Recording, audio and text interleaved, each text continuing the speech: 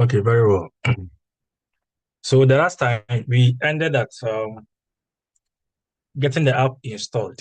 So if you are new to this, the very first time you get the app installed, you're going to have this interface.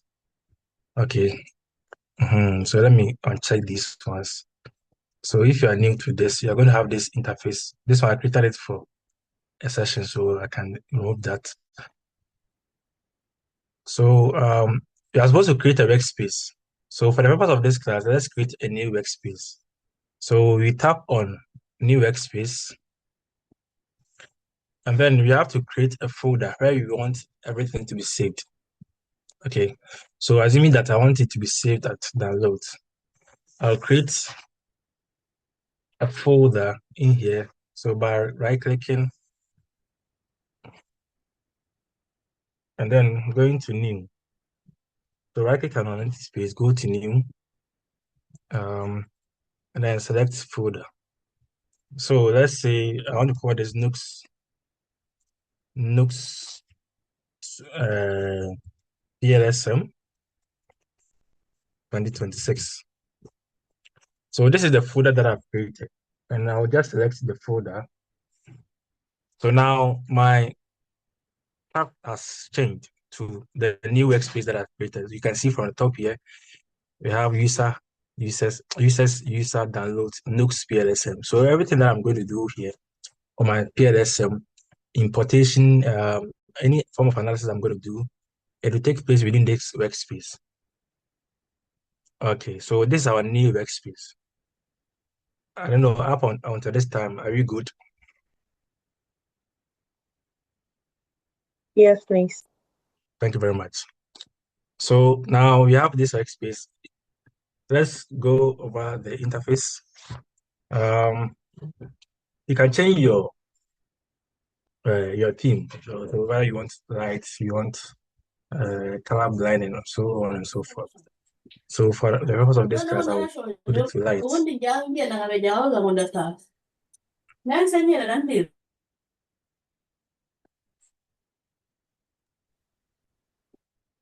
Okay, so um, these are some examples, some sample projects on the website. Okay, so you can just click on that and then you see that these are some of the models that they are from. These are examples. So this class is basically about SEM. So how do we begin? We're going to begin by creating a new project.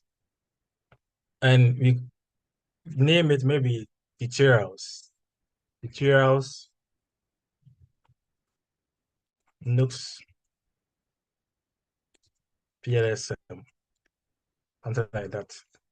Good. So once you do that, you see this import data file, create model, right? So that I'll share the data and then we are going to import that and then that's where we're going to start with the analysis and we are going to create models. Good. So let me share this slide so that you understand the basics of the PLS.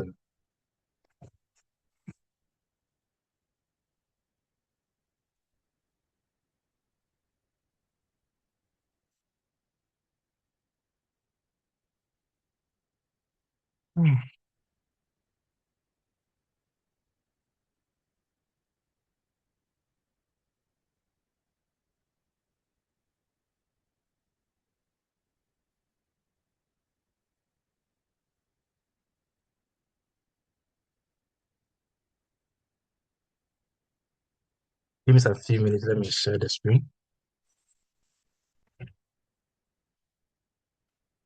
Um,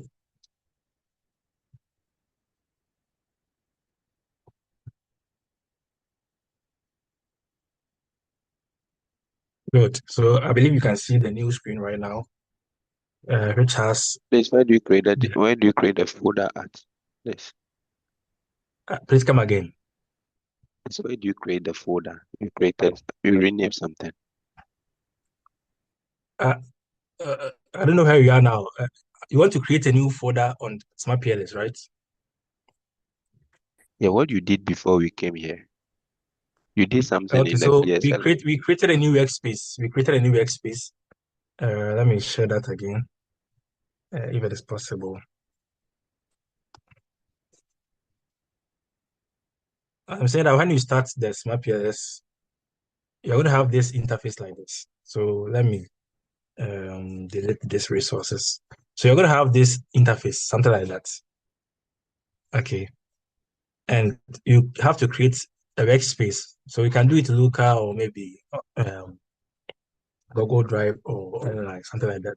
So you come to new, and then it will open this Windows Explorer for you. Then wherever you want to save your files. So for me, I did it on downloads, and then I created a folder here. So right click anywhere, an empty space. Just right click on an empty space, and then um, create a new folder, and then name it. So for me, I did it NUGS-PLS-SEM 2026. I don't know if you are good. Then once you are done, you create a new project.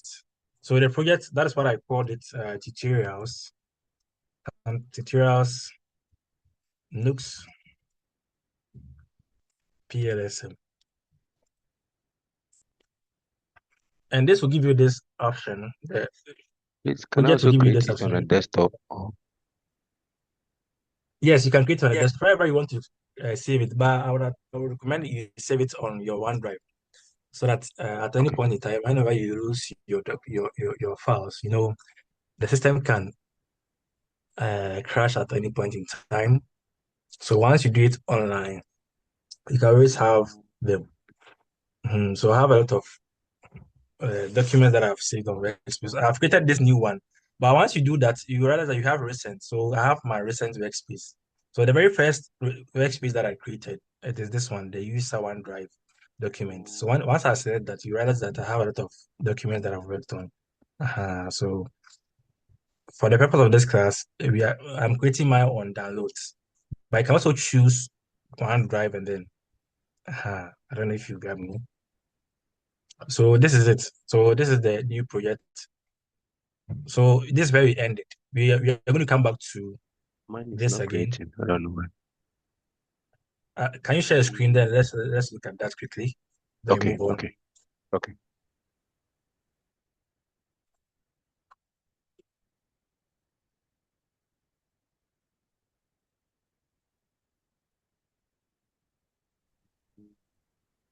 Wait, can you see my screen?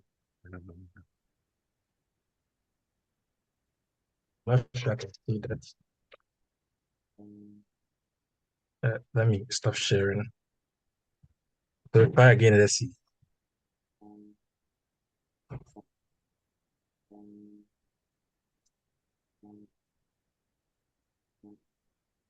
Can you try again? Try and tap on the share because I've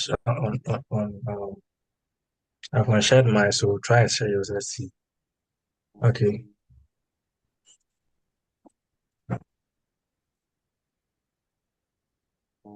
Yes. So go to the new workspace.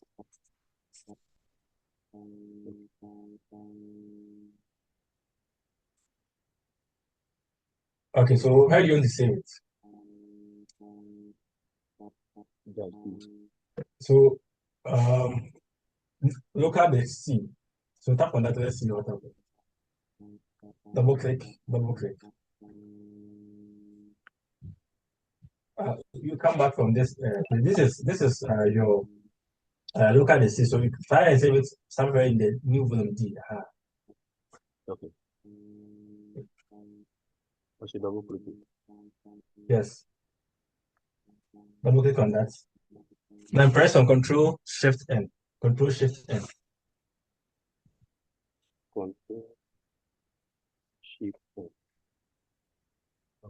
Control. Yes. So this is a new folder. So rename that and let's move on. Rename that.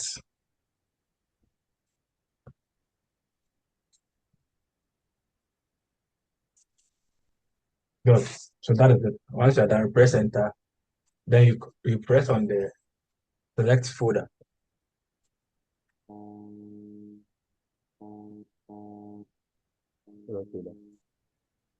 So select folder.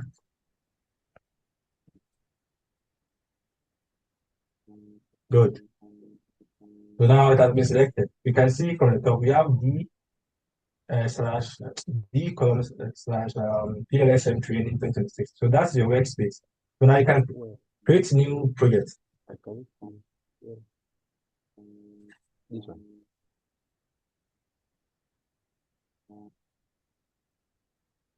new projects. Okay.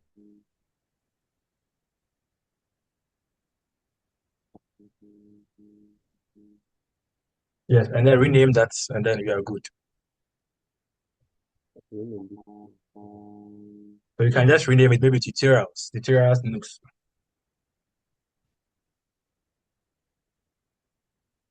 Is there any other person facing challenges with the workspace creation?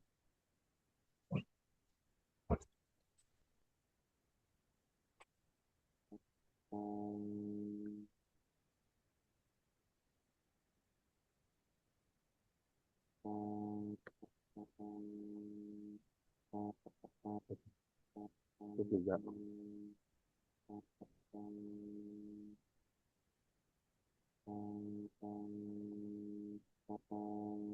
Good. So this is where we ended. So you can share and then you are good Okay. to go.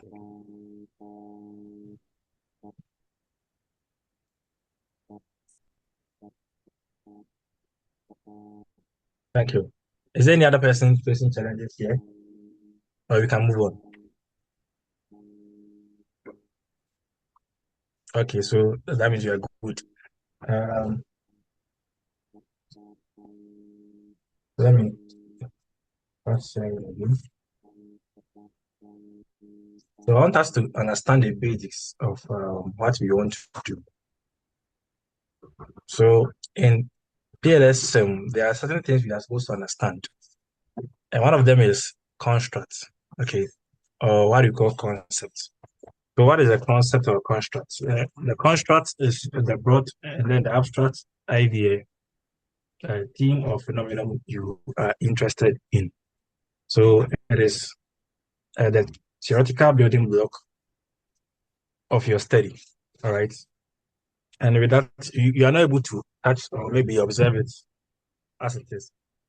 So example is intelligence, intelligence, happiness, something like poverty, job satisfaction, economic development, anxiety, learning, social capital. All of these things are something that are broader concepts or idea that somebody might be interested into. Okay. And these are not observed directly. Okay. So you need to specify what it looks like in the real world. And we're going to go further into that. And we all know variable. Variable is a specific and measurable property or characteristics that can take on different values. So it means that it varies, right? It changes at any point in time. And they are a practical manifestation of constructs. So construct is a broader idea, and its manifestation is what you call a variable. So it is a manifestation of the manifestation of construct is what we use in data collection and what analysis. So what's the link between variable and constructs? A construct is translated into one or more variables for a study. Okay, so for example, if you have a construct to be an intelligence, then the variable can be IQ test score or maybe your GPA. So we can use these IQ test score as independent variables, GPA, independent variables. That is a direct manifestation of what we call an intelligence, which is an abstract or a broader concept or idea that we might be interested in. Another way is that we can also talk about job satisfaction. Job satisfaction is a broader idea or concept. Okay. And how do we put it practically? How do we understand it practically? We can say that we give a score range of maybe 1 to 10. Then the respondents will have to answer how well they are satisfied. So they will choose maybe 1. 1 means that they are extremely dissatisfied, and then 10 means that they are highly satisfied. So the practical manifestation of how well somebody is satisfied within his or her job, we are going to use this skill of measurements to make a practical manifestation of how somebody is satisfied within his work. We can also use the person's intentions to quit. So you can ask the person a yes or no question. Do you intend to quit or not? Not you say yes. Okay, that means the person is not really satisfied. That's why the person is saying yes. Okay. You can also make a practical manifestation of how somebody is satisfied within his workplace using how the number of absentees. Okay. So you are in a workplace and then somebody has not really come to work all the time. It means that something might be going on. So the person is not really maybe probably not satisfied with the work. So all of these variables we might be looking into, okay, and they are practical manifestation of the broader idea of what we call job satisfaction. And let's look at operationalization. Okay, so one of the very important thing we have to know in research, especially primary data or primary data research, is what we call operationalization. Because how you are going to operationalize your concept might be different from how somebody else might also operationalize his or her concepts. Okay, so what is it about? Operationalization is the process of defining how you measure your variable. So now we understand what we mean by variable. Variable is something that what varies. Okay, it is a blueprint that connects the abstract variable that is derived from the construct to the concrete steps of measurement. So a good operationalization defines exactly what you do and what you are going to observe. In a simple term, it answers what will I do to measure this? Or what are the procedures I'm going to follow? Okay. So now what is the link? The link is that operationalization is the bridge between variables and indicators or the measures. Okay. Give me some few minutes. Let me close my door. I have some visitors.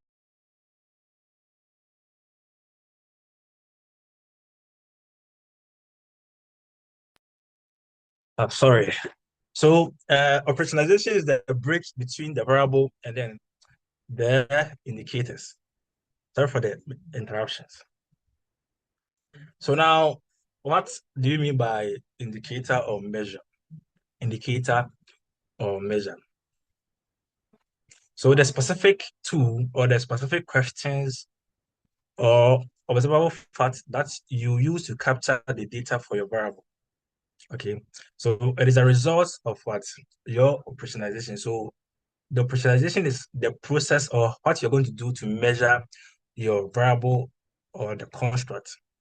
Okay, and then the specific tools that you're going to use or the specific questions that you're going to ask your respondent are what we term as the indicators or the measure.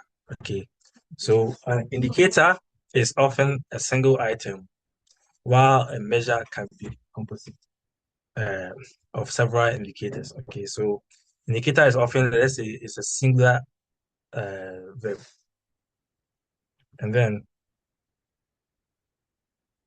um, the measure is something that is plural. Okay, it contains several indicators. So the link is that the indicator is tangible. It is the empirical realization of the operationalization plan. Okay, so let's look at an example. A specific question on a survey can be an example of what we mean by indicator. Okay, reading from a lab instrument can also be the indicator of what we want to measure for our variable. And also, we can make mention of observation from a checklist. We might ask people to check how many, take as many as possible, how well you use a specific maybe thing in your maybe workplace or something. So choose all that applies. So checklist can be a measure or an indicator. All right. Um, so let's look at some practical examples.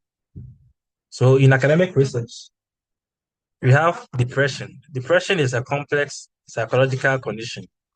So, uh, we have to use a variable to, depict, to link what the broader idea or the concept. So we can see that severity of the depressive symptoms is the variable.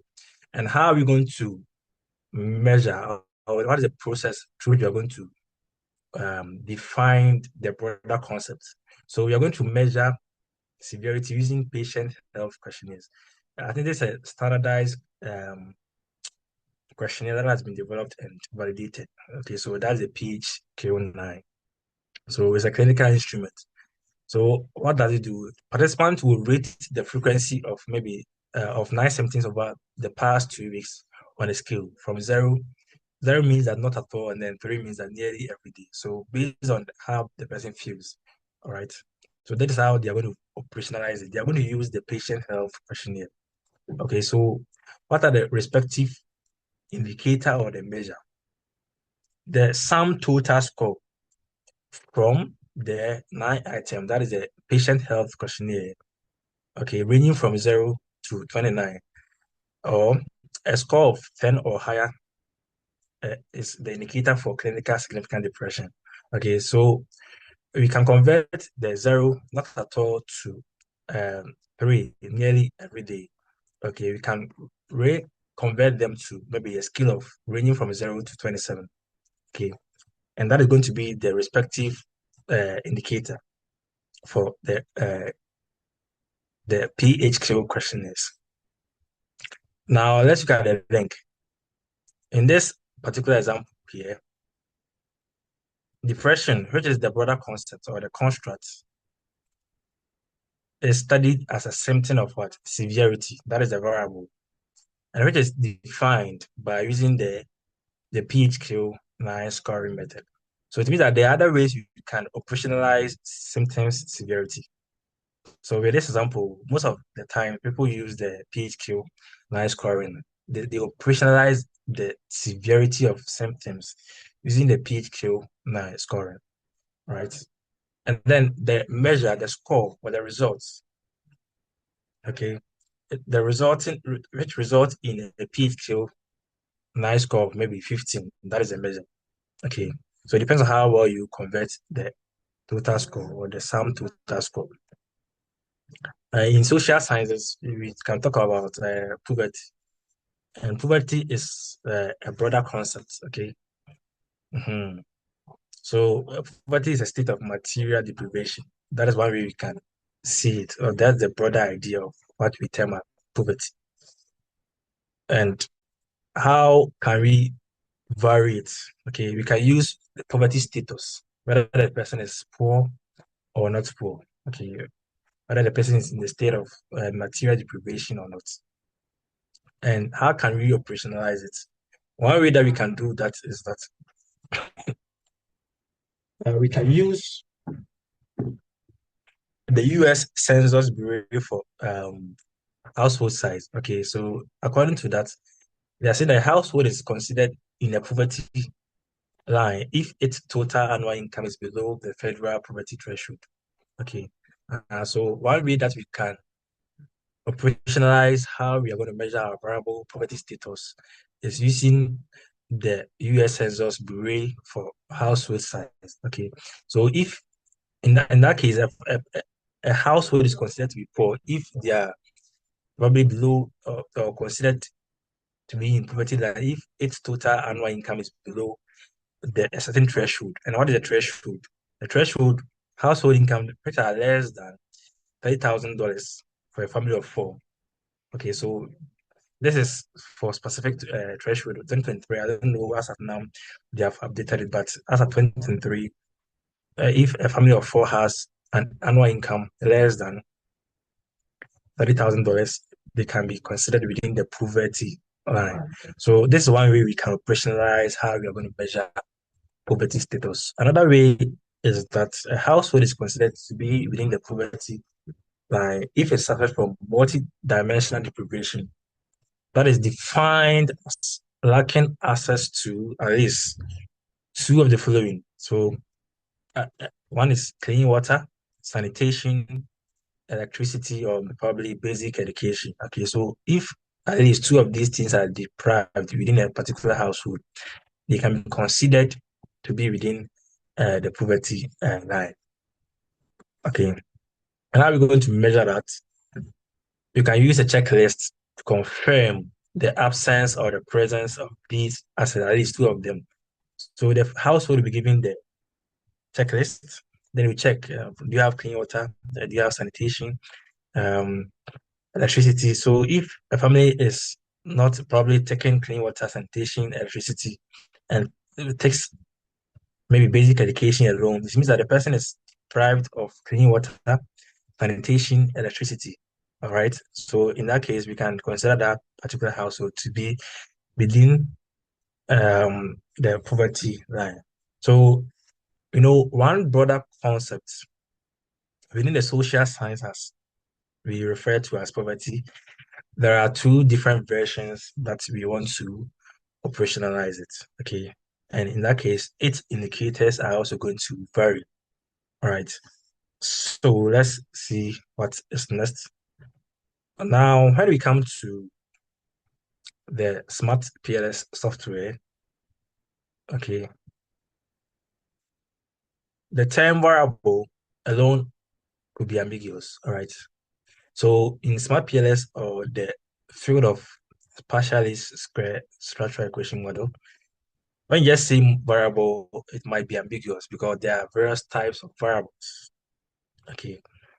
So you need to specify which type of variable you're referring to. So now we are within our field. Okay, I think somebody has put in a question. Let me see if I can see that. Okay, so Kojo Bonzu says that as the class is going on, let's take a minute of our time to show the attendance list. Yes, that is very important. So I'm going to break around 8:45. Then we have some time to pause for a while. Then probably we can also discuss that those of us who have not been able to fill. Mhm. So let's proceed. So as I said, the term variable alone in our field, when I say our field, I mean the field of partially square structural equation or smart PLS. Okay. Variable alone is ambiguous such that we have various types of variables. So one of the very first variable we're going to talk about is what you call the latent variable. And the latent variable is the same as construct that we know. Okay. But in Smart PLS, we normally refer to it as the latent variable. Okay. And it is normally indicated with this symbol we see here, the circular symbol here, and normally blue. I mean, by default, it is blue in color. It's an oval or circular in shape. So that is the unobservable theoretical concept that you are measuring. Okay. So we term it as latent variable or construct, but normally it is latent variable. It is always measured indirectly through indicators. Okay. It is always measured indirectly through indicators. I can see somebody sending a message on the platform.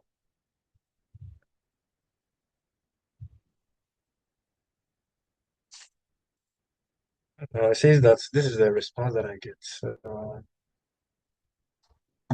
Okay, I think they are going to attend to you very soon, or maybe after the break. So the second one is manifest variable, also referred to as indicator, and it is normally in this yellow shape, like a rectangular yellow shape.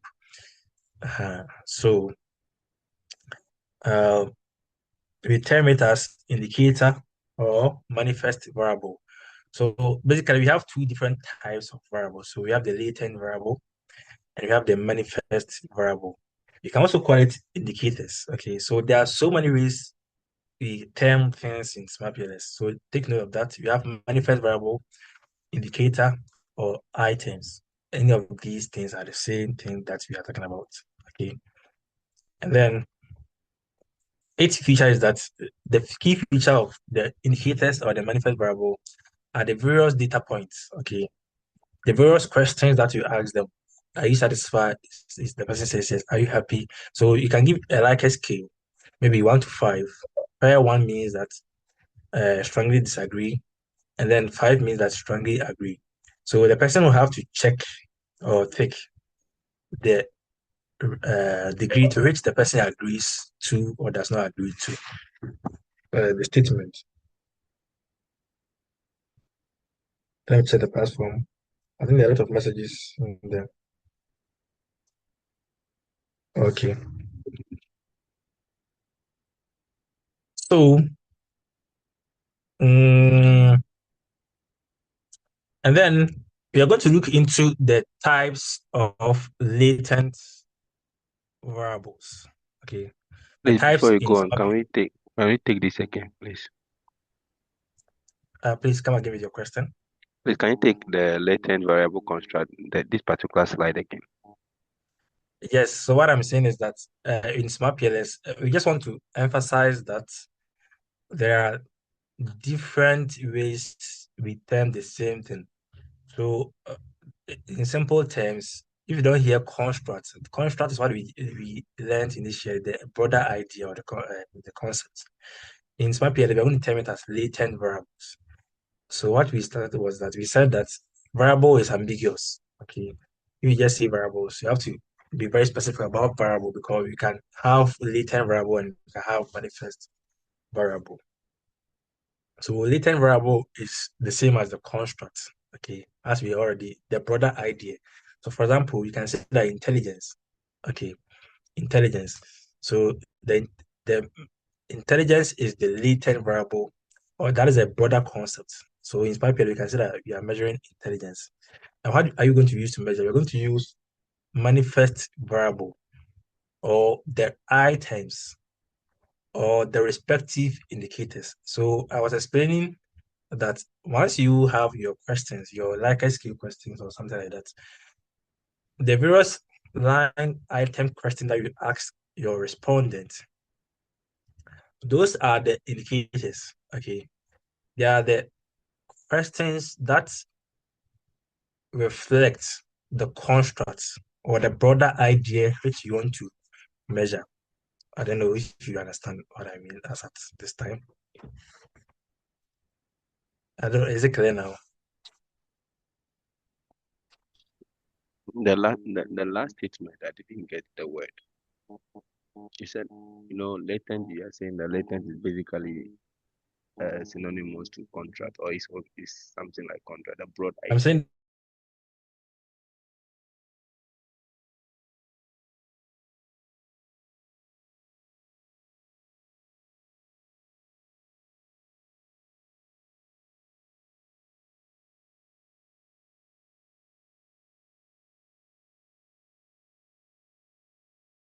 all right. Yeah, so my question is that basically latent or contract variable, they are variable that we cannot measure them directly, but we can measure them Exactly. through other Yes, we can measure other them forms, through our yeah, through other manifest. indicators. Thank you very much. That is Okay, exactly what I'm saying. Yes. So thank you. let me go for it. Now, when to use PLS-SEM and when not to. Okay, so this information I got it from um Hair Ita 2019 in page 5. You're going to see this.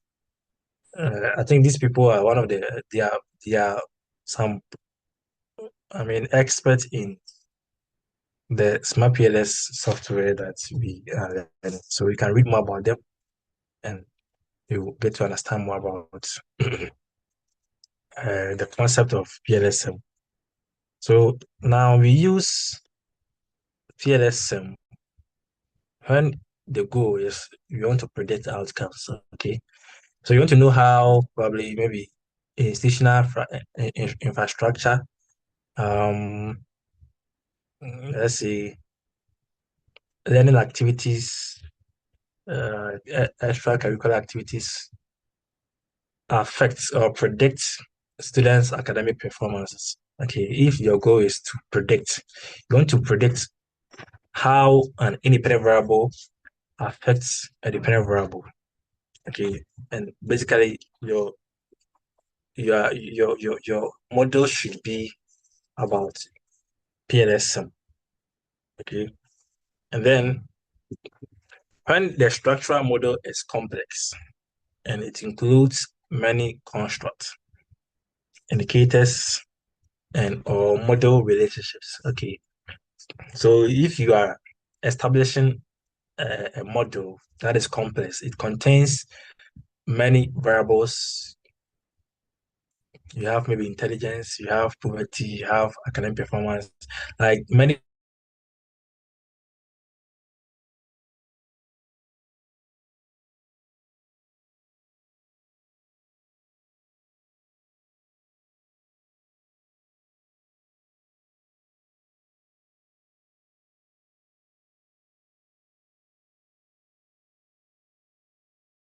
increasing complexity by exploring theoretical extension of established theory. Okay, so if your study is more of you want to explore how things work, okay, certain things are understudied, and your goal is to venture into that field, or you want to explore how things work about it. You can use PLS-SEM, and then this will help to unveil some complex theoretical understanding of established theoretical extensions. All right. And when some variables are formed by their indicators and not reflected by them. Okay, so there are certain variables that are formed by their indicators. For example, socioeconomic status. When you talk about socioeconomic status, we mean our income, our education, and then occupation. So when you talk about these three together, we are referring to socioeconomic status. Socioeconomic status. All right. So if your goal is to concentrate on how indicators form a particular variable or construct, PLS-SEM is also good to go by because we have that formative type of model that we are going to look at into as time goes on. When your data includes financial ratios, calculated indicators, for example, using return on assets, debt ratio, liquidity ratio from company reports, and all of that. Okay, many people are of the view that uh, smart PLS or partially square sum is basically more of primary data, but it is also applicable using secondary data that you collect. Okay, like financial ratios and all of that. So smart PLS is also applicable to um, secondary data use. So that point is also the same as the next one. When you use existing data collected by others, that is how you put them as secondary data, not data designed for your exact theory. For example, using Word Bank, okay, word development indicators, they have a lot of variables or indicators over there that measure specific variables. Okay, Word Bank, access to clean fuel, access to electricity. We have GDP per constant, the US dollar 2015, 2017, 2021. We have trade, population. There are a lot of indicators there at Red Bank. So maybe you might want to explore and then get your concepts from there. You might also want to consider using PLS-SEM when your sample size is small due to limited population. Okay, though it also works well with large sample size. So basically, if you have a very small sample size, then smart PLS is the way out, particularly PLS-SEM. All right. So, and one thing to note is that the limit for the sample size is supposed to be 30. Okay, if it is less than 30, the software will not run. So at least minimum of 30, you are good to go. Mhm. And when the distribution issues are concerned, so for example, you are working on a study and the data is not normal. We have what you call normal distribution. So if your data is having issues with normality, um, it means that we are good because SmartPLS or the PLS-SEM software is able to handle non-normal data sets. Okay, even if your data is skewed, okay, whether skewed to the left or skewed to the right, you are still good to go and go ahead with PLS-SEM analysis.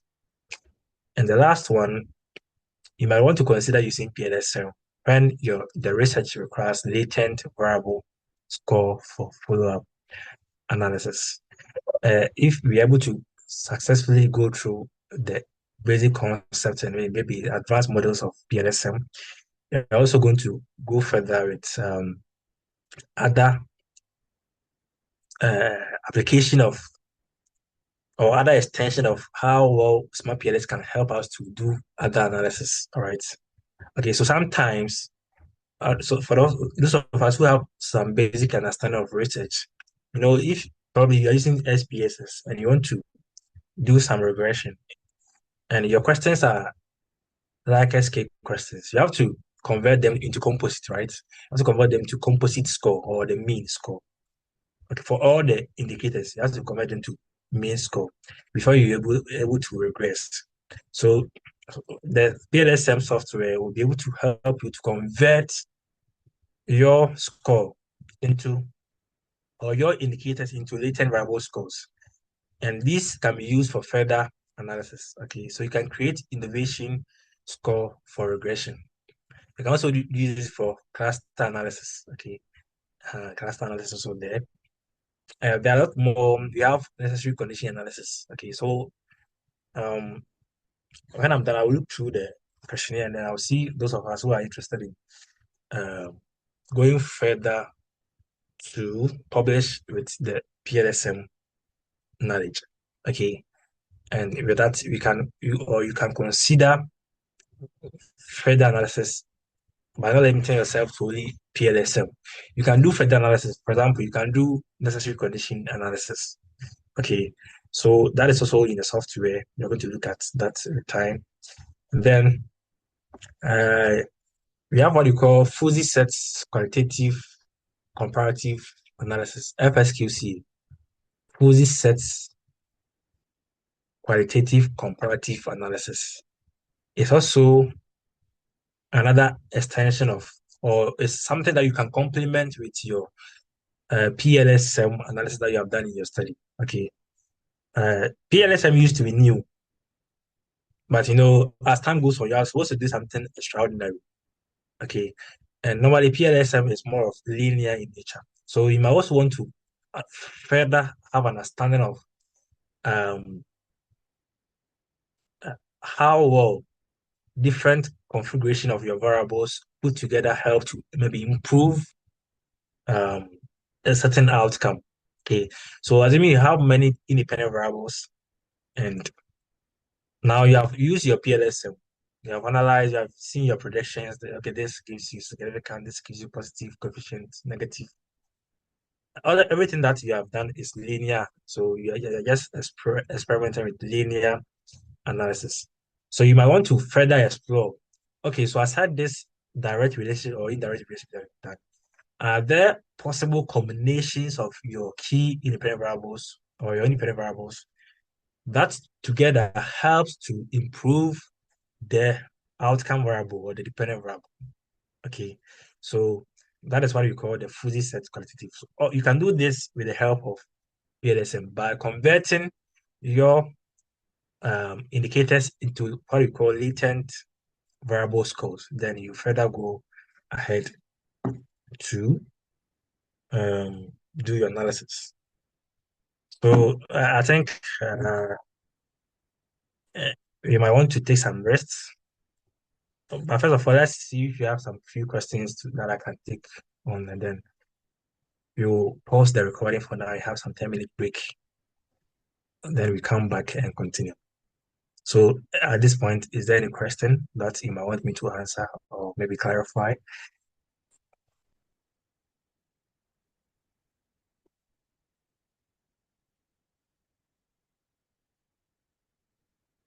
Okay, let me check the chat box.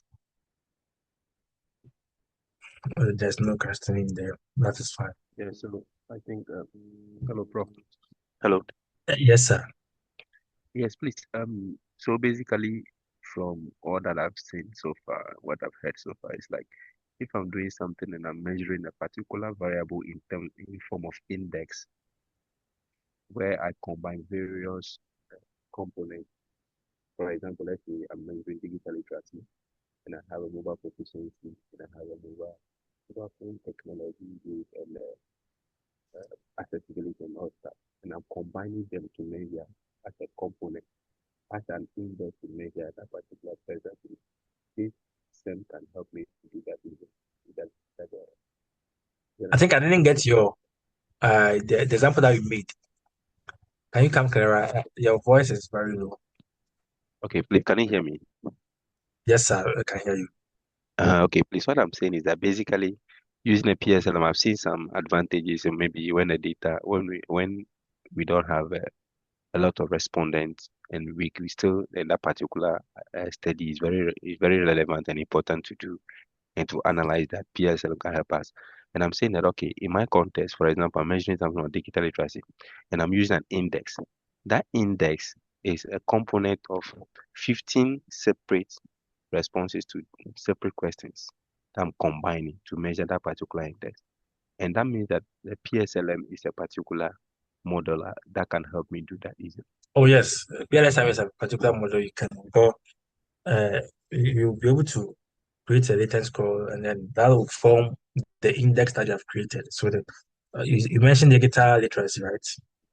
Yes, yes. Yes. So it is very simple to go by using because all of these indicators will be converted into latent score, and that will Mm, form your construct or your latent variable, which is the digital literacy. mm. Then you go ahead with your analysis. So Smart PLS or PLS will help you to do that. Okay, thank you. Is there any other question?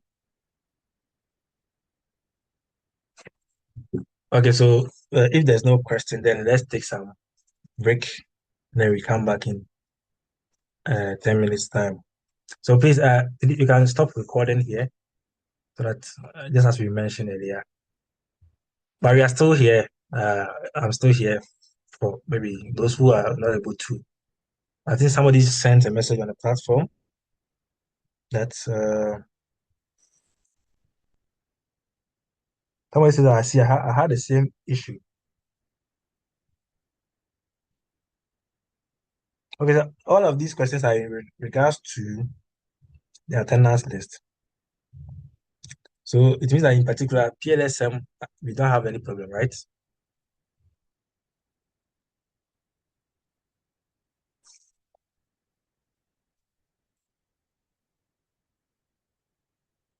Okay, so please, you can stop recording here so that you can see what you have. Mr. Ellen, Prosper.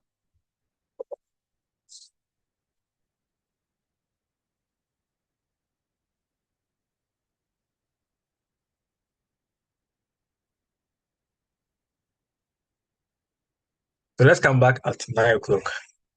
Thank you.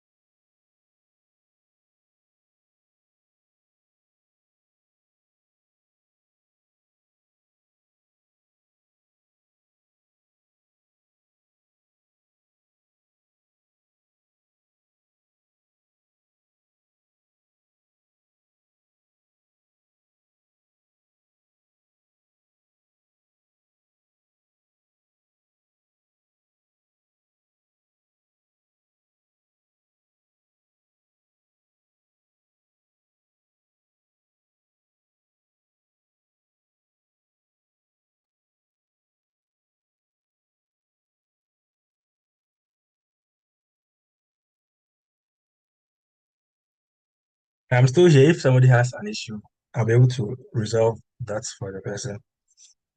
I want to put the data on the platform so that in our next session we can zoom into some analysis.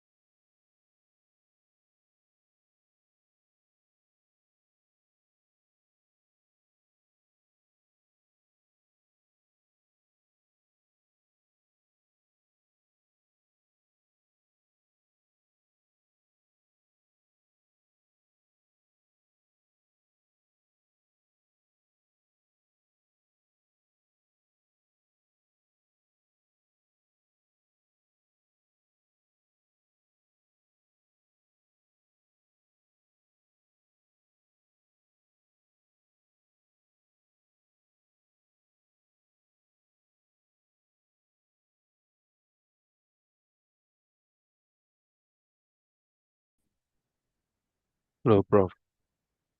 Hello. Hello, sir. Yeah, please. Is it possible for us to get a slide as well? Oh, Yes, sir. Okay, when I'm done, I'll put it on the platform. okay, Um, okay. Because that is, I really want to review some of the things and get it better. okay, that is fine.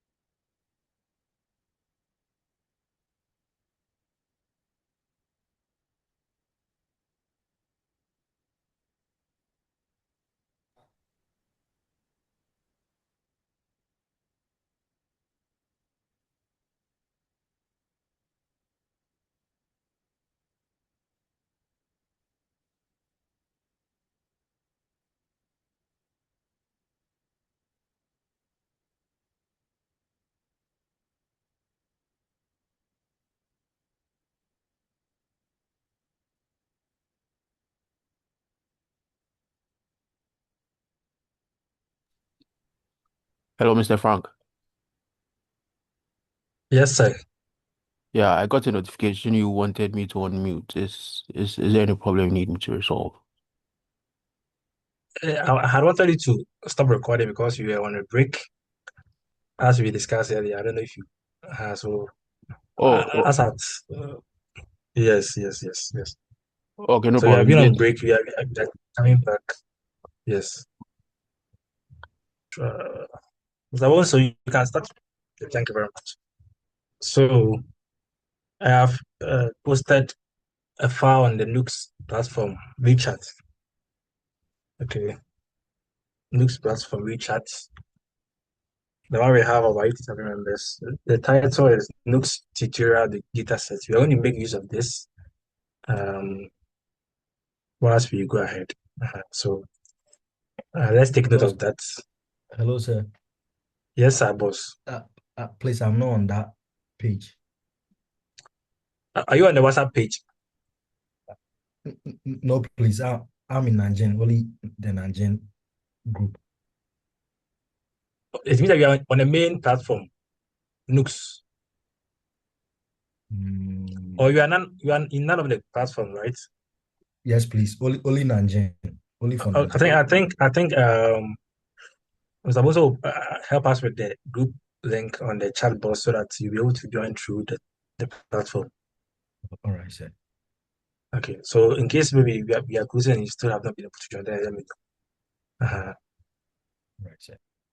I don't know. Have you received those of us who are on the platform? Have you received it? Yes, please. Thank you very Yes. much. Okay, so let's see where we ended. So we completed this section. So let's see what is next. So how do you begin? How do you begin? You have to know. You have to start with your research question. Then, I mean, this is a flow chart of what we have already discussed. Okay, so if you want to start, you ask yourself that do you have latent constructs in your studies that you want to do? Are the concepts measured indirectly?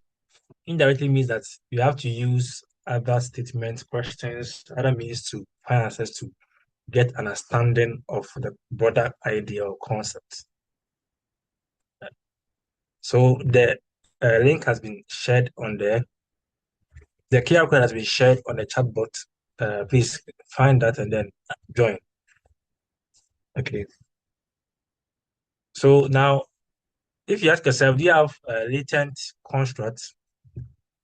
And the answer is yes, you know what to do. You are going to use SEM. All right. If no, and they are all directly measured, that means that we are going to use regression or multiple regression. Okay. Now, once it is yes, you know that you're going to use SEM because SEM is capable of handling um, complex models, and even if it is constructs, it's able to handle that. Even if the data is not normal, if there are skewness issues, if the sample size are small, but not less than 30. Okay. Now, if it is no, then that's where you go for the regression. Now, the question is that what if it is complex? Sometimes it can be that you are not using broader concept or constructs that are not measured directly. Okay. But if the case is that you are doing something that is directly measured, but you are dealing with complex models, for example, you have mediators, you have moderators, you want to do you have multiple dependent variables and all of that. Although you are measuring your IVA directly, you still can go for SEM. That is when you are dealing with complex model. Because regression does not have that capacity to allow you to assess simultaneously mediation, moderation, and even if you have multiple dependent or independent variables. Okay. So although you can have a direct measure that you are looking into, but if you have this complex relationship that you are looking into, you can still go for SEM. Okay, so it means that SEM is not only for indirect measures. You can also use it for direct measures. Okay, so if the answer is no, regression is what? Sufficient, because regression is simple, efficiently used in what? Analysis. And if the answer is yes, that we have complex relationship, you can use SEM because SEM can handle complex models. I don't know if there's any question. Okay, so let's go ahead.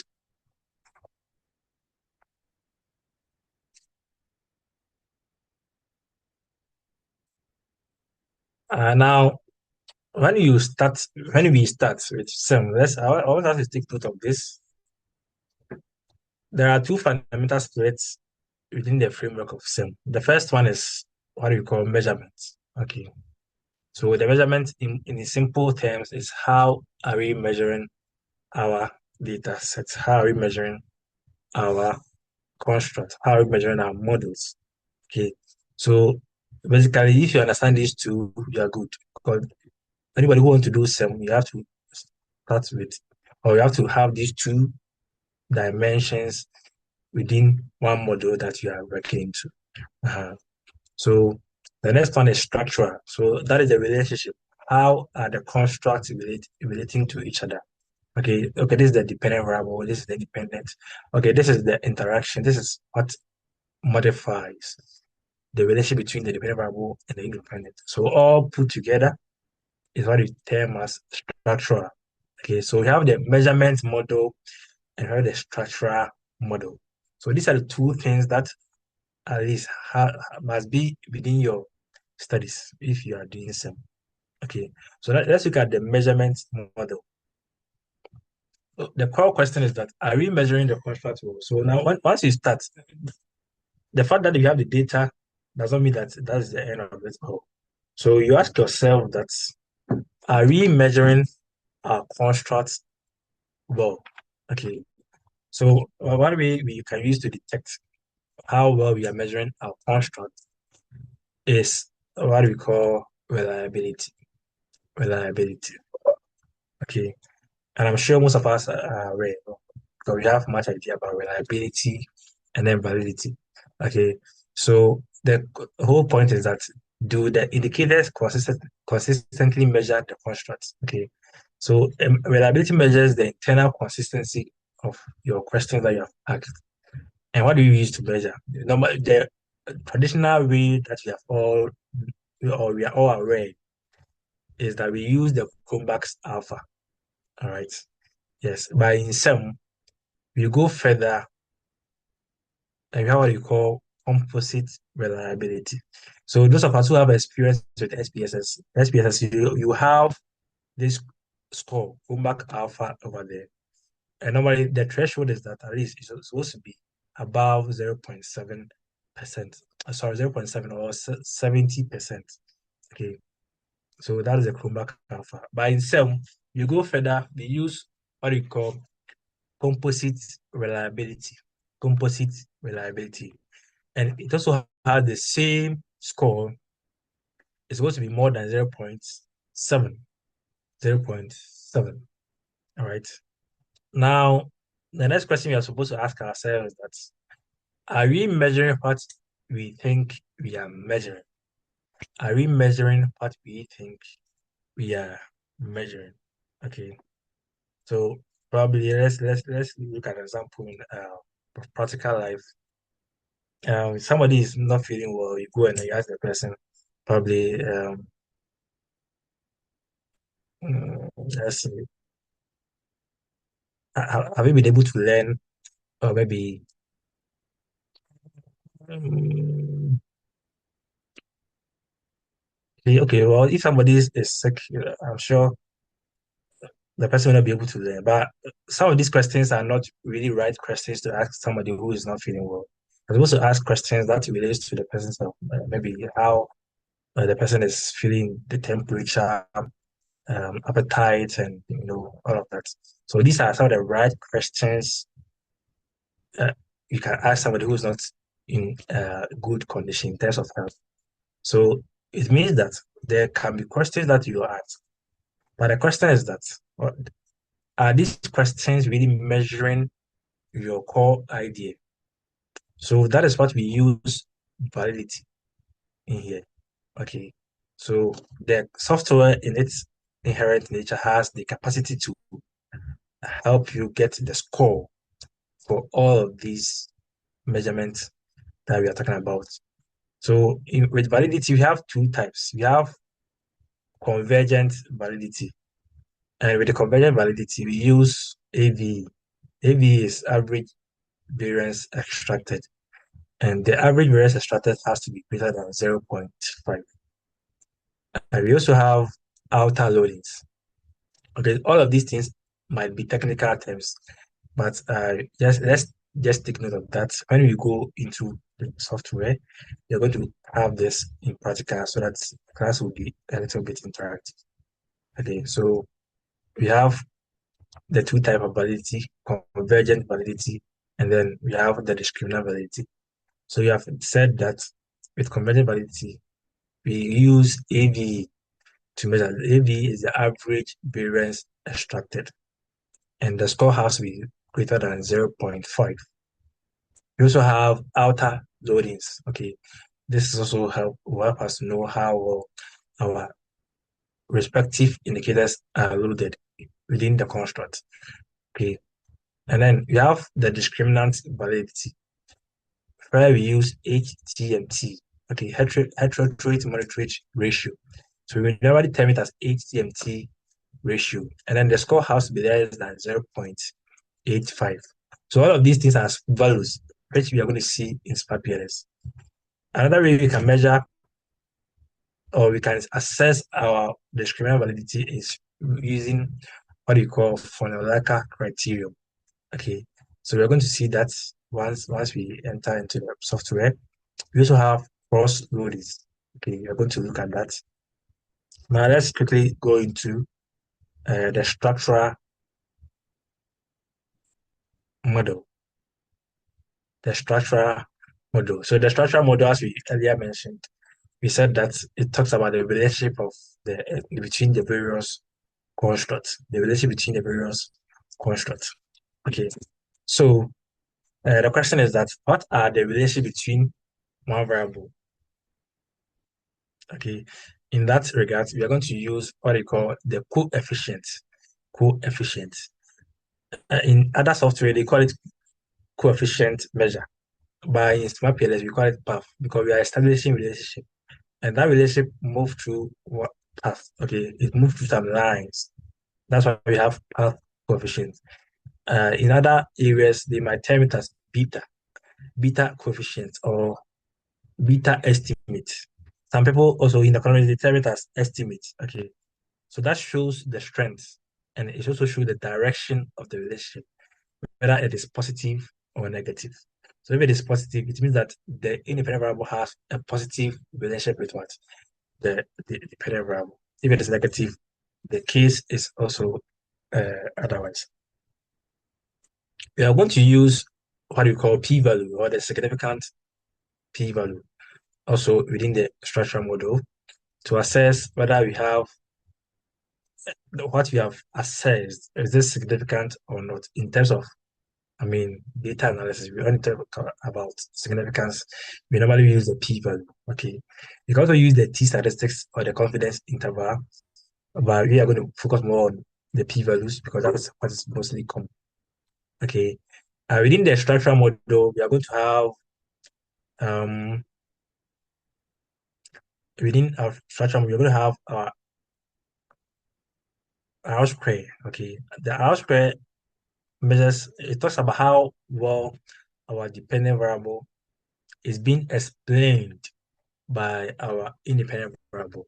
Okay, so how much variance is explained? Okay, so all of these things are normally decimals. You're going to see them in the GIF. And you also have the effect size, the practical importance. Once you have predicted your model, you have shown your relationship. Now we have this what we call F squared. That is will help us to assess the practical relevance or the importance of your relationship. Okay, so let me see if I can pause here and then we see how we can import.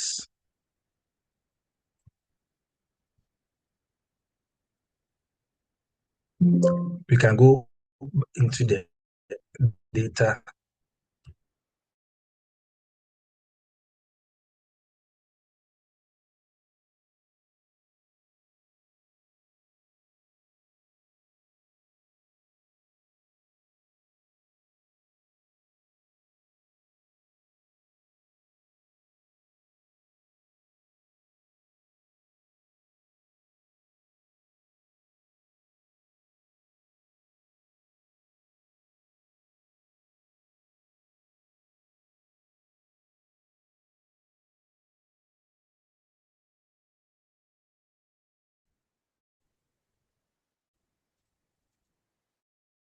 So I believe we all have this interface for those of us who are practicing with me.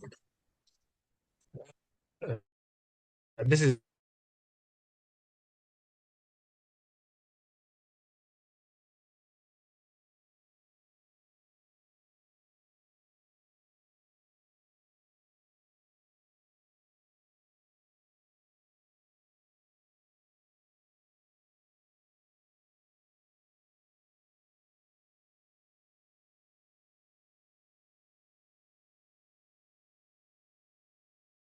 Recording in progress. I think he's recording. okay.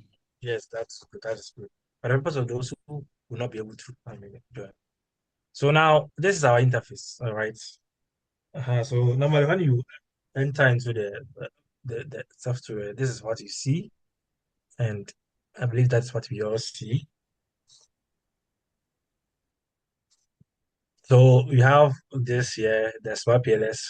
This is where you're going to see your license, your preferences, so you can explore that. Okay, you can explore that and see what is in there. You can change the language, the color, and then the decimals. How many digits do you want to release your decimals? Okay, and then um, you want to change your font as well. You can do that. Please, can you see my screen? This is my PLS screen. Yes. Okay, good. Yeah. So I'm not going to do anything here. So for these ones, you can just explore and then you'll be fine. Because these are just about license issue and all of that. And then files. So when you come to files, you can choose a particular workspace. Okay. So now we all know how to create workspace. So for me, I have created my workspace already, and then you can see that it is already selected, right? Because when I scroll, if I check my recent, I have about 3 workspace created. And this is what I'm using right now, the NUGS own. Okay. And then the themes, the same thing as the colors that we saw here. And we have different functionalities. Okay, so within this software, there are so many things that we can do. So one of them is the partial least square that is our focus for now. We also have covariance-based SIM, covariance-based structural equation modeling. You have the GSE, that is the generalized structured component analysis. You have the process macro. You have the regression. So you see, this software is, I'm sure that's the reason why we call it SmartPLS, because it has various components that will help us to do our analysis. Okay, and within each of them, there are various analysis that we can also do with it. For example, I mentioned necessary condition analysis that can be found within the regression. Okay, so that is it. So now our focus is the PLS-SEM, and we have created a new project. We mentioned earlier that when you start, you're supposed to create a new project, and this is what we did here. So I can open that, and once you are done, the very first thing you can do is to import your data. So if we all have our data, I think we can go ahead and import that. So let me do that. So I'll go and select where my data can be found. So where did I put it? Uh, so I have mine here, NUGS tutorial dataset. I'll get that selected. Is it this one? I think this is what we all have, right? The first one, NUGS. Yes, NUGS tutorial dataset. So this one. Then I'll just open that. So automatically, the software has uh, given me this import interface. So you can decide to change the name, but this is found within the project title tutorial NUGS. Okay, that's the project I created. And then you can also change the file name. So for now, you can maintain it NUGS tutorial dataset 1. Okay. And then how many cases do you have? We have 450 respondents. And missing values are at 0. So this interface here will help us to know what variables we have within our data set. So we have gender, okay, and if you look at it, we have none to be missing. So it is always important to get your data well clean before you import it in SmartPLS software. Okay, so just as the software can help us to do further analysis, there are other softwares that can also help us to clean our data to ensure that we don't have missing values before we bring it to the SmartPLS software. And one of them is the Excel. You can also use the SPSS to also do your cleaning. You can check your missing values and all of that. SmartPLS automatically will do the skill for you. Okay, so gender, when you talk about gender, gender is basically male and female. So normally it is binary. Okay.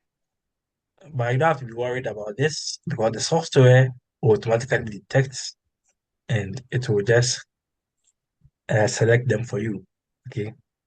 So this is not really important, but normal age is normally something that is ordinary because normally it is in a particular order. So somebody who is 14 years is uh, above somebody who is 13 years. So there's some kind of order within that.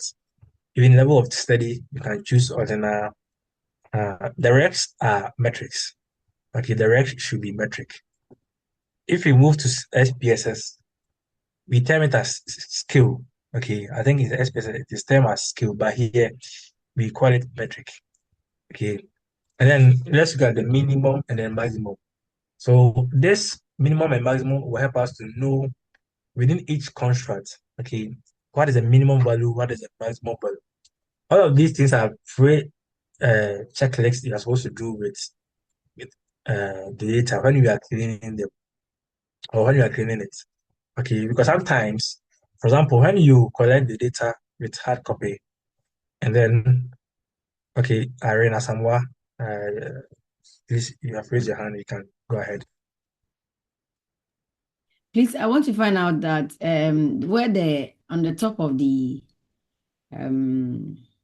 data sets, we have name, we have missing, we have skill, and so the names are the variables, right?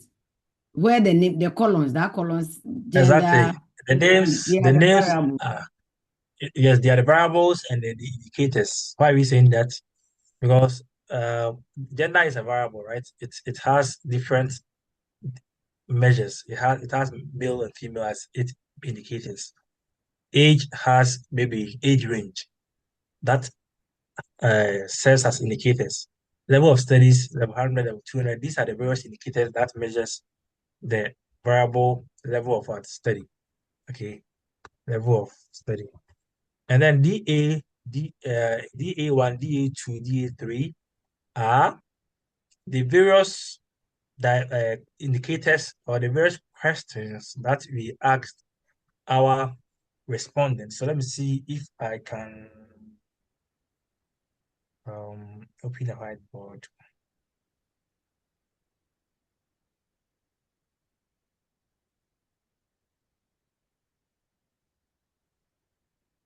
I don't know if your question is answered. Yeah, I understand. Yeah. Thank you very much. Very good, very good, very good. Is there any other question?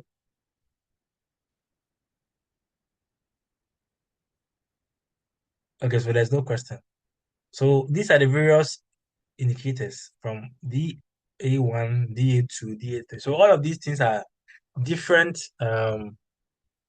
different indicators that we are supposed to clean when we are dealing with our data. Okay, so let me try and share this thing with you. We're going to use this particular model.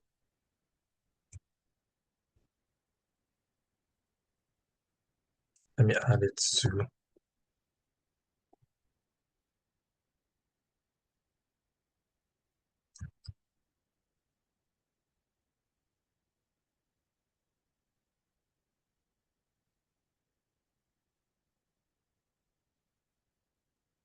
I believe you can see my screen now. So we have this model here. Can we all see my screen? The new Yeah. screen. Yes. That shows that okay, so let's say you want to look at maybe digital transformation and educational outcomes, okay, among tertiary students in Ghana. And you see, this is a very complex model. Okay, this is a complex model. Why you say it's complex model? Because we have dependent variable, independent variable. So let me try and explain this model so that we understand further. Normally, with model construction, the independent variable is on the left. Okay, so all that we see on the left are our independent variables. So, for example, this is moving from this to the far right. So data access is our independent variable, and it is predicting how our academic outcomes. Is that right? So same applies to this, also moving towards that. So let's look at the line carefully, moving from here to here. This also move from here to here. Okay. So essentially, this is predicting this, predicting that, predicting that. So you see, this is a complex model. We have two dependent variable, three independent variable, and we have one mediator. Models of this nature, it is some that will help you to illustrate that. We have about 13 hypotheses. Okay. So when we start the questions, we have different questions that ask we ask to find answers or to get clearer understanding about the broader concept, how we call digital access. Okay, so digital access is the construct and it is the broader idea that we need to use indicators to measure. Okay, so those indicators are the various statements that we ask, and then they will take.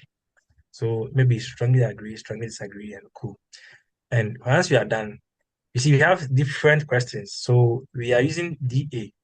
So the first DA to represent the first statement that was asked. Okay. And then the second statement, we are going to use DA2. So the first one is DA1, the second statement DA2. So assuming we have about 7 statements, we are going to rename them as DA1, DA2, DA3, DA4, DA5, all the way to DA7.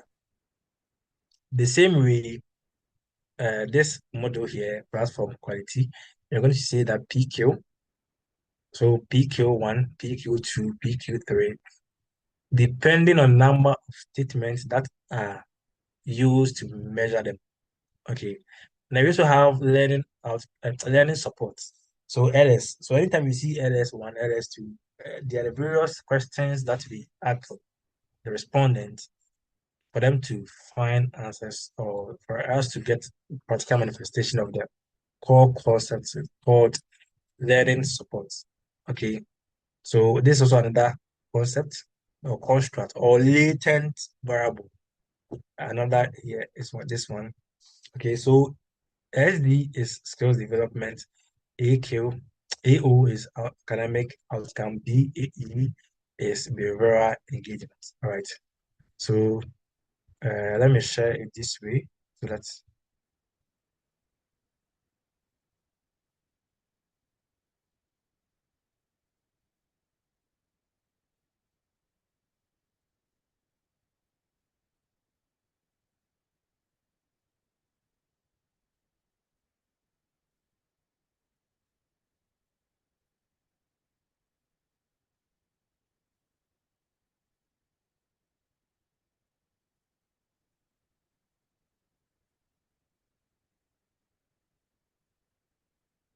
Okay, so we are back to the SEM. So DA1 is data access, PQ is platform quality, learning support is LS, behavioral engagement is BE, okay, academic outcomes and skills development. And EM is what? EM is okay, I think we didn't talk about EM in the model. So for now, let's take note of this. So now the minimum and the maximum will help us to know whether we have data issues or not. Okay, so you know that with gender, we have two questions that we asked our respondent, male or female, and one represent maybe male, two is what female. So assuming that you have the maximum to be 3, it means that there is potential data issue. All right. So this is also very helpful. It will help us to know how our data are represented. So assuming that we have 7 somewhere here on the Likert scale, it means that somebody mistakenly chose 7. Or maybe when we collected the data and we coded them, we mistakenly input 7 instead of maybe 5. Okay. So normally, you have to convert everything. If your data set is not numeric, you're supposed to convert everything to numeric. Okay. Now, some data sets, if you use, let's say, Google Forms, the data set will be in alphabet. So you're going to have gender to be male, female, male, male, male, female, male, and then the like a skill questions, I'm going to have them to be strongly agree, disagree, something like that. So it is better to convert them to what? Numeric. And HPSS can help you to do that. Maybe one time you're going to have time to see how we can convert all of these to numeric. But Excel can simply do that by using the find and replace. So you can just query it. Just press Control plus H to give you the find and replace option. What are you finding? You find for male, and then you select the column which you want to replace. So all males, you just input 1 for the replace. It automatically replace them as simple as ABCD. So that is why we didn't go there. But if we still need to go there, we go and then look at that. So now I've imported the data set into SmartPLS.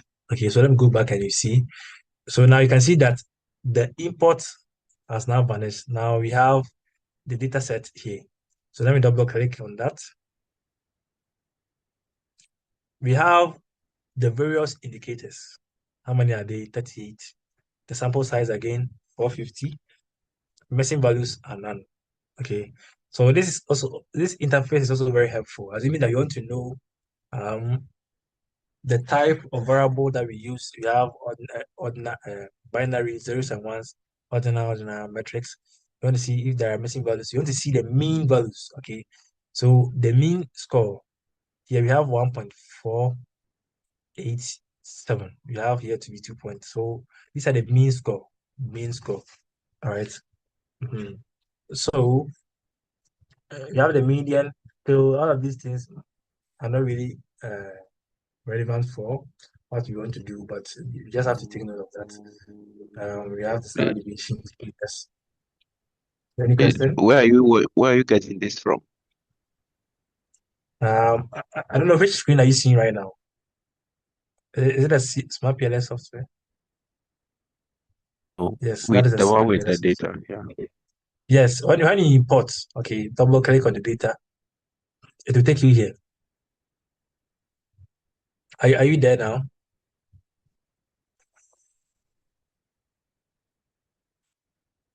Are you there?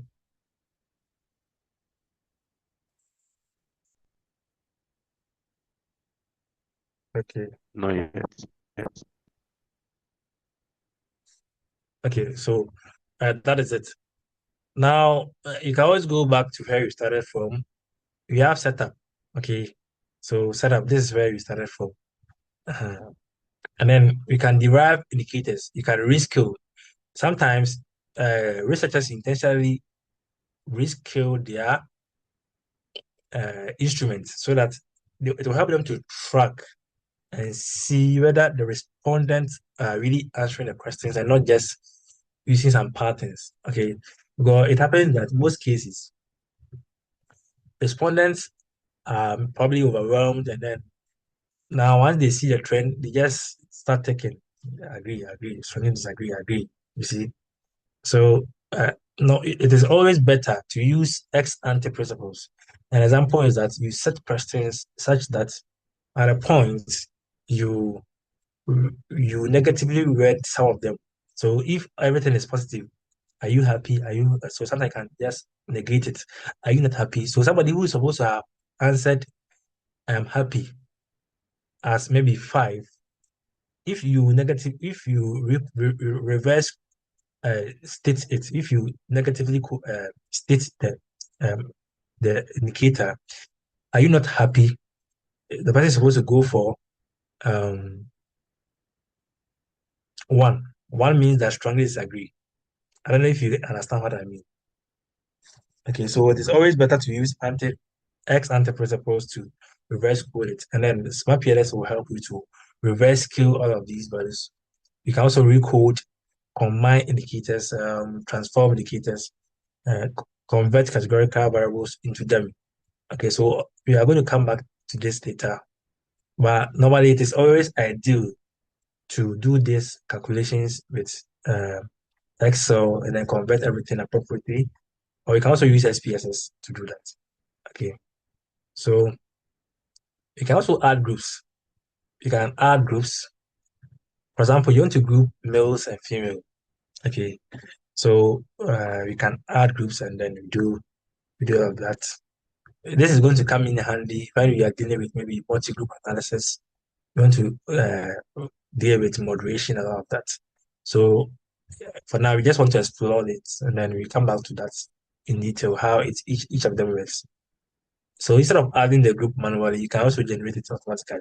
Okay, so you can generate this male gender. You can it will help us know how many males and females you have. So when you generate, realize that in group 1 you have 231, and group 1 is our male, and then group 2 is our female. So we have 219 cases for group 2. So you can always edit it and then call it maybe um, females or something like that. Okay, so gender is equal to 2, and that refers to females. So that's the group, and this is going to be male. So male is equal to 1. Okay, so we have different operators. It's higher than, it's lower than, it's not between, it's not equal to. Okay, so we apply. You can export them. You can export them to a project. You can export them to clipboard, external files. So you can export all males and all females. So you see, PLS come in handy for us to know certain cases. Sometimes you might have large data sets, and then you might want to, let's say, focus on females. For example, if data set is about entrepreneurship, and then we want to know how females do better in entrepreneurship, you can export only this one to another project or clipboard. Clipboard is within the system, is within your computer. So once you do that, you'll be able to now open another file elsewhere, and then you paste it. Okay, so that is what we term as clipboard. Okay, so let me demonstrate that.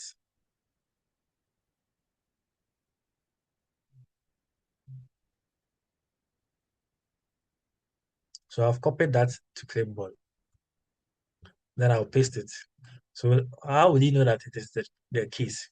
We know that it was having about 219 cases. Here it is 220 because the first number has this variable renaming. That's why we have 220 cases. But look at this one, gender. You see that we have two. Yes. So this will help us to know that maybe the females are doing better within this aspect. So it comes in handy when we are dealing with such. So let's go back to where we started from. That is the group. Okay.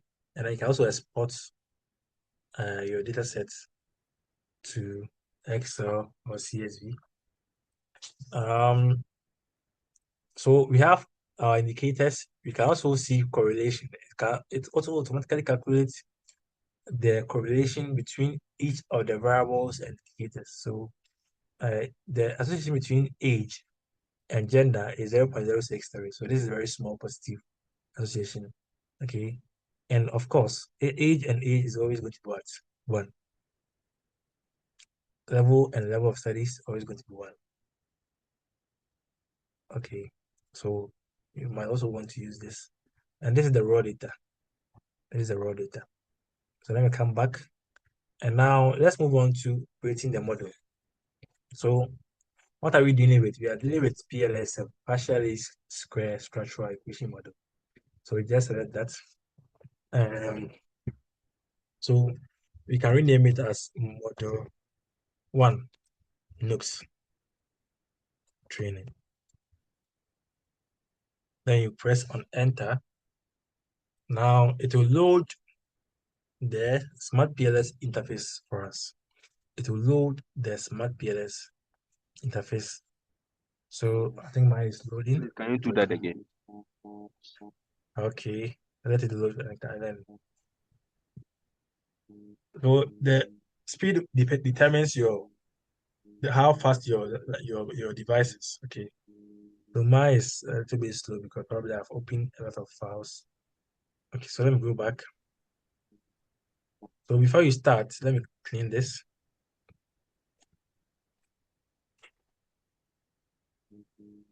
So let me delete that and then start. Before you start, you have to create a model. Okay, so create a model and then model type. You are creating a model within the tutorial NUGS PLS-SEM. Then I'll come to PLS-SEM and I'll rename it as model 1 NUGS training. I'll just press enter or click on save. Once you do that, it will load the interface for you. Very good. So now I have my interface here with me. I have the top tabs, and then in between this, we have this. And then on the left panel, that is where our indicators can be shown. And then we have this interface here. That is where we are going to create our model. Okay. So you can always change the canvas. So this interface is what we call canvas. So maybe you don't want white, you want maybe this color. You can choose that. You can always change your canvas. So probably you might want to go with this.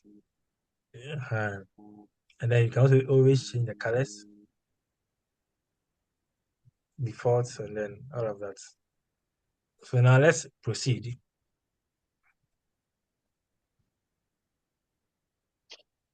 Now,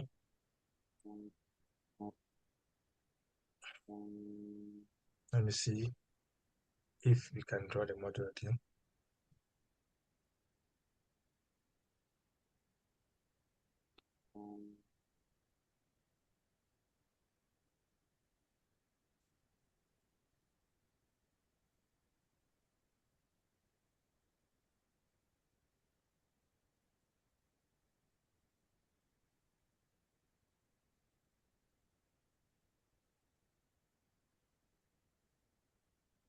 I give this a few minutes. Let me share the whiteboard.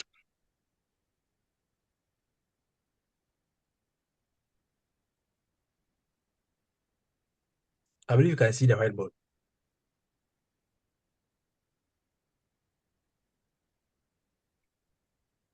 Can you see the whiteboard? Yes, please. Okay. Is it the canvas? So, yes, the canvas. Yes.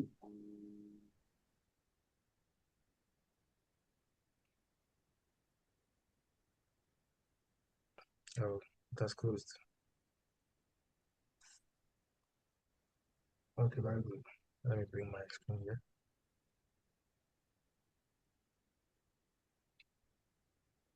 Good.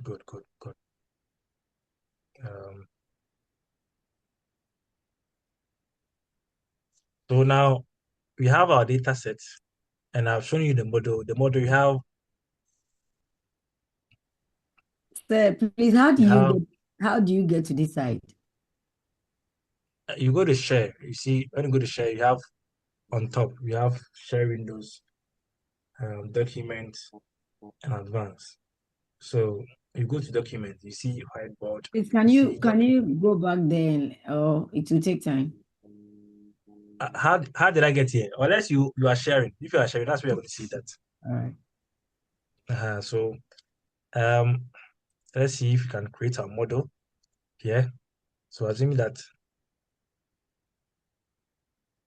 let's use the circle. So we have this one to be digital access. Okay, and then for now we can create and then learning outcome. So let me see if I can duplicate that. Can I copy and paste? Copy or duplicate? Okay, that is fine. Okay, could you please, you can go ahead and talk. Yeah, hello. Yeah, your screen is not moving. We have hi, hello, something, boot test. Like that's where it is. It's not moving. Oh, really? Is it the same for everybody? No, I'm seeing the distance. The canvas, right? Yeah, the canvas. But I'm saying that what I wanted to ask Mhm. is this canvas part of the where we went, we were changing the colors. Oh, no. This canvas is part of Zoom.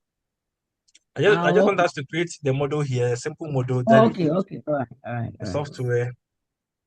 So we want to know how digital access affects academic platform. Okay, so we can establish the line here. So for now, so this is a simple model. So we have dependent variable here, academic outcome, and then digital access. Okay, so we want to see how digital access predicts this. There's a file in the meeting. Oh, okay, so you are seeing both tests. Really, press Control plus V to make Okay. selected. Now it just came. Okay, very good. So now, I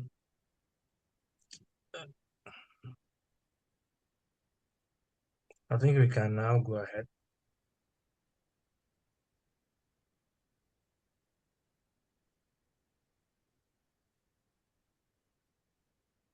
So now let me go back to the screen that I was sharing.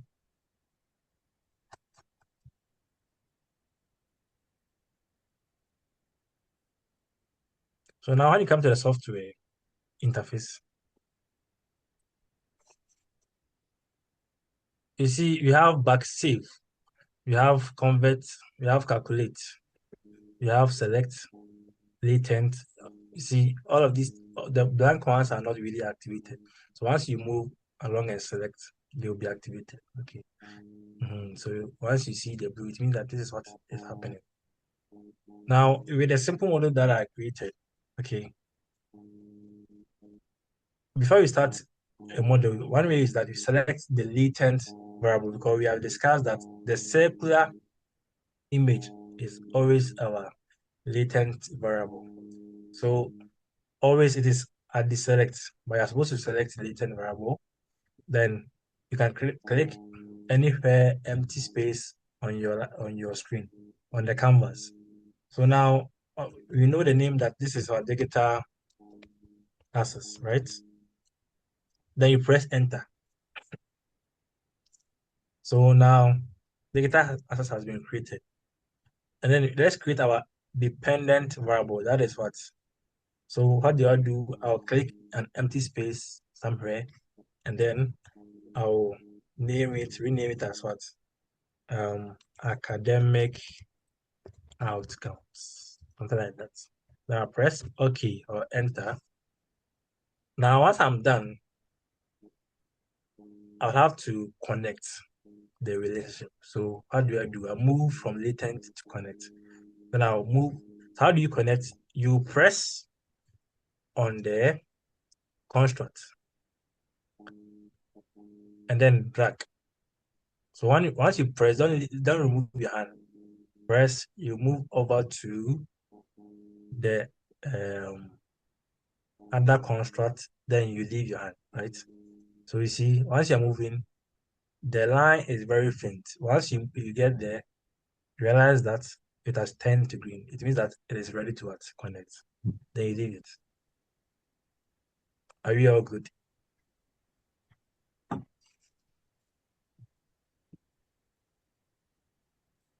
Or I should take it again. Oh, you're good. Good. So I'm done. That means you can go faster.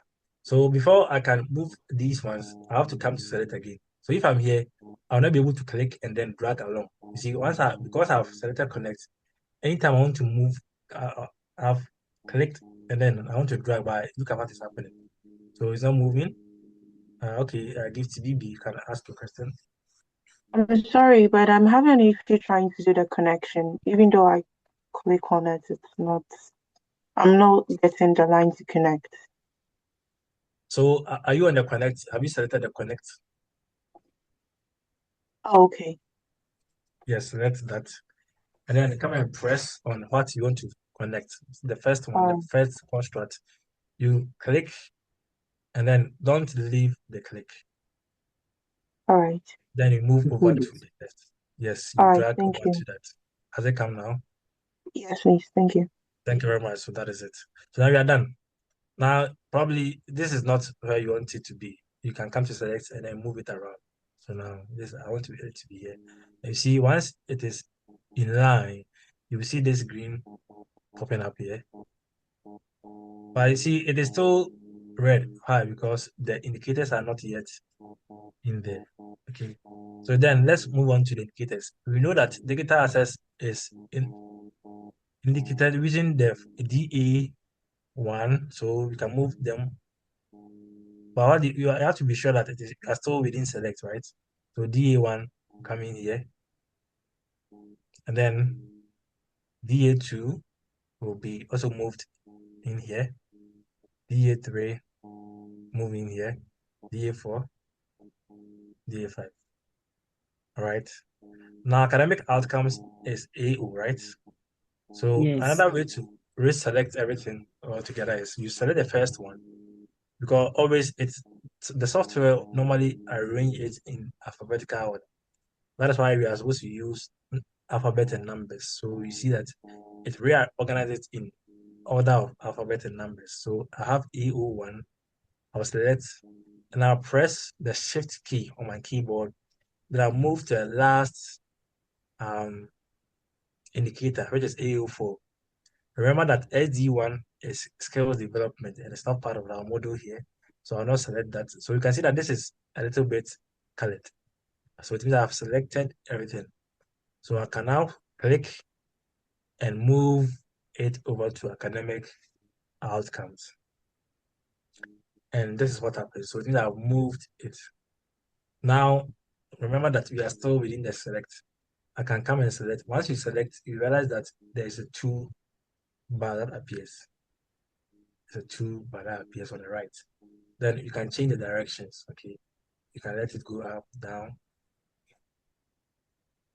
So I want it to be on the left. And then if you don't want the shape, you want maybe something, say a box or something like that, you can change that. The borders, you can always do anything that you want to do, bold or not bold, italics and the rest, colors. Okay, you can change the colors. That is also fine. So this is our first model. And what do you do? It is very simple. You just go to calculate, PLS-SEM algorithm, and then you click on that.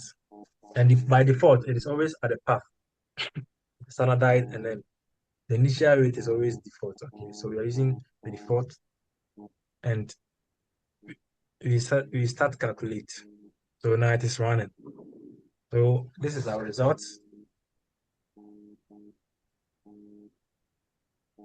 So digital access and then academic outcome has now been run. And the various loadings. So this is the outer loadings we discussed earlier.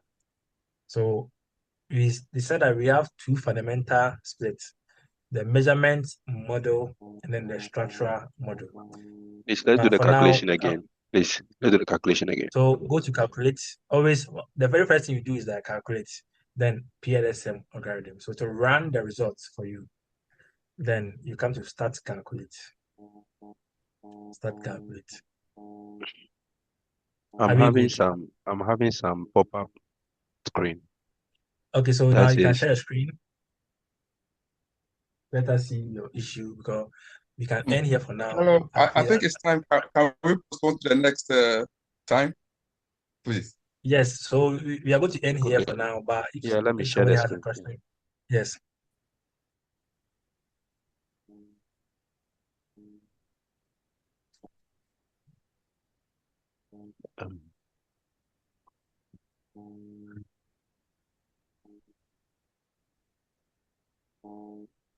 Is that what you're saying? This is how mine shows. Yes. Okay, so it means that you selected the reports. So you see when you are running, you see yours, you have already selected open reports. You see when you go to the start calculation, there is open report over there. I didn't select anything there. Oh, no, come to start calculate. This one. So you have selected, Yes. you have checked the open. You have checked the open report. So uncheck it. So uncheck Where? it. Okay. Yes. Just Okay. above, then start running again. So I should start calculating. Yes. So start calculation. Okay. Yes. Okay. Thank you. So thank you very much for joining today's class. Thank you. We can call it a night if there's no other question. So how do we save Okay. what you've done? Yes. So you share your screen again. You see the save over there. It's Even so if you want to go back, once you want to go back, they will alert you to save, just like Microsoft Word. Just save, and then that's all. So everything will be within your workspace. That's why we created a workspace. So Hey, once you Nima. decide to So go this back, one. What's yes, up? the save is the green highlight. So Yeah. save, and then you're good to go. This. Okay, so tomorrow, God willing, we're going to look into details how this is. So, yeah, today's assignment, I want us to demonstrate different models using the data, and then I'll share the relationship on the class on the page so that you will demonstrate to me, and then tomorrow we see how you were able to go about it. Thank you very much for joining today's class. Bye bye for now.